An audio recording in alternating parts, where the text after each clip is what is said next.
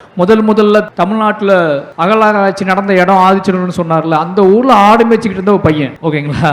வாசிப்புன்னு ஒன்று இல்லைன்னா இப்போ இவர் இங்கே பேசிக்கிட்டு இருந்திருப்பாரு, இதே டைம் நாங்கள் ஆடு மேய்ச்சிக்கிட்டு இருந்திருப்பேன். இதான் நடந்திருக்கும்.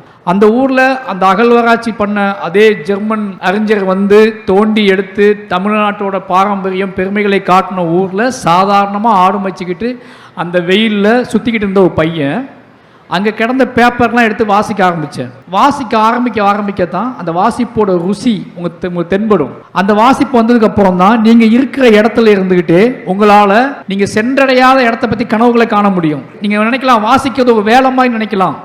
வாசிக்கிறது ஒரு கடலை சாப்பிட்ற மாதிரி, வாசிக்கிறது ஒரு பாட்டு கேட்குற மாதிரி, வாசிக்கிறது ஒரு வாக்கிங் போகிற மாதிரி. வாசிக்கிறது நீங்கள் எப்பெல்லாம் உங்களுக்கு எங்கேயாவது பண்ணணுமேன்னு தோணும்ல, அது மாதிரி ஒரு அனிச்சை செயலாக இருந்துச்சுன்னா உங்களை அறியாமலே உங்களுக்குள்ள ஒரு மாற்றம் நடக்கும்.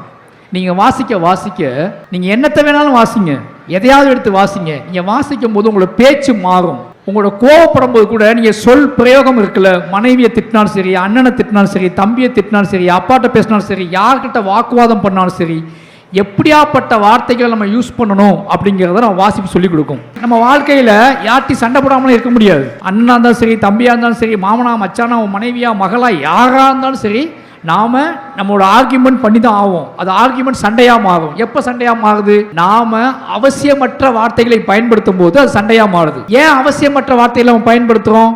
நமக்கு நம்ம மொழியில வேற வார்த்தைகளே தெரியாது. நம்ம அந்த ஊருக்குள்ளே வாழ்ந்து அங்க என்ன வார்த்தைகளை பிரயோகப்படுத்துவோமோ அதே வார்த்தையை பேசி சண்டை போடுவோம். அந்த சண்டை சாதாரண அன்பை கூட பயங்கரமா பிரிச்சிடும். ஒரு வார்த்தைக்காக பேசாம ஆயுசுக்கு இருக்கவங்கலாம் இருக்காங்க. அப்போ ஒரு சண்டையை, ஒரு கோபத்தை, ஒரு நியாயத்தை சொல்றதுக்கு உங்களுக்கு மொழி ரொம்ப முக்கியம். நீங்க நினைச்சிட்டு இருக்கீங்க நம்ம மொழின்னா நம்ம ஊர்ல பேசிட்டு இருக்கதான் மொழி நினைச்சிட்டு. நம்ம மொழி ஒரு மொழியை கத்துக்கிறது அந்த மொழியில் உள்ள அத்தனை வார்த்தைகளையும் கற்றுக்கிறது உங்களை எவ்வளவுத்துக்கு உயரமாக மாற்றும் அப்படிங்கிறது நீங்கள் வாசிக்க தான் உங்களுக்கு புரியும்.